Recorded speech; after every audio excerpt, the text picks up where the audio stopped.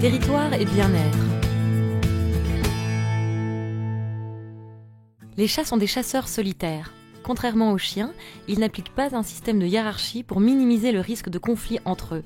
Au contraire, ils utilisent un système territorial qui maintient une distance entre les individus et les groupes de chats. Que signifie le territoire pour votre chat ? Le chat est une espèce au comportement territorial.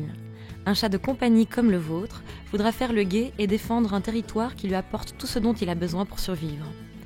Le territoire de votre chat est divisé en zones spécifiques, la plus importante étant la zone centrale, où votre chat se sent le plus en sécurité et où par conséquent il dort profondément, mange, joue et profite des interactions sociales. Les dimensions de cette zone centrale varieront d'un chat à l'autre.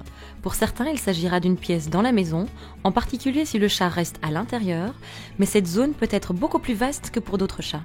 Parmi les comportements normaux, citons marquer son territoire en se frottant aux personnes ou aux objets, le marquage urinaire et les coups de griffe pour délimiter le territoire, la distance dont il a besoin pour grimper sur les étagères et les meubles. Son équilibre peut être perturbé si la nourriture, l'eau et la litière ne sont pas suffisamment éloignés les uns des autres. Éviter les conflits.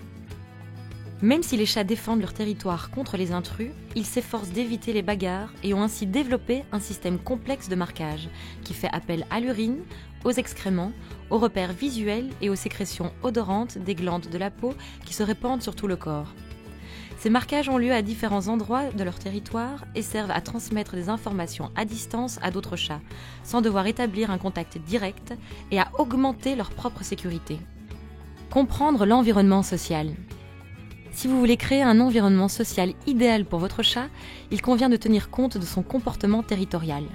Les foyers où plusieurs chats cohabitent ont tendance à mieux fonctionner si les chats sont de la même famille ou ont été élevés ensemble.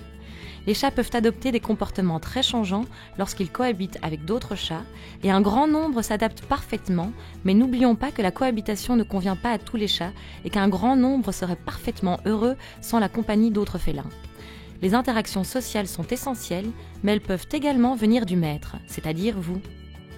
Mettez-vous à la place de votre chat. Vous attirerez davantage l'attention de votre chat si vous imitez ses manières.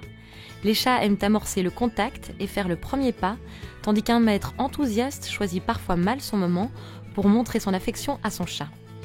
Il y aura toujours des moments où votre chat voudra rester seul, et si vous respectez ses envies, vous préserverez la qualité de vos relations.